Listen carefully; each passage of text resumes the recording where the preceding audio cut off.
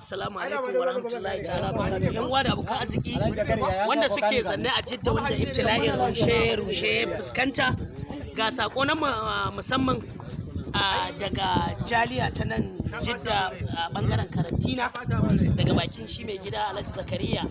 Ya ce a sanar da al'umma cewa wanda suke buƙatar tafiya gida Najeriya za a rubuta sunaye, wanda ya zo zai rubuta sunaye, wanda ma suke da igama suna da bashi suna so su tafi gida, ko da miliyan nawa ake bin ka bashi na gwamnati, ba bashin tsakaninka da mai gidanka ba ko wani bashin igama jaddadi, so ya zo za a kashe mai wannan takardar a tura shi gida. Wannan sako ne daga safaran Najeriya ƙarƙashin jagorancin Alhaji Zakariya, jaliya ta Jidda.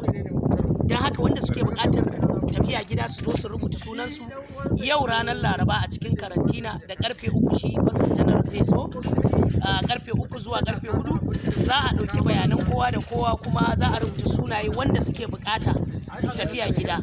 Don haka al'umma duk wanda ke buƙata ga dama ta samu, za a ɗora ku jirgi kyauta insha Allah. Allah ya bada sa'a, Allah ya amince, Allah kuma ya warware mana abin da ya same mu. Alhamdulillah.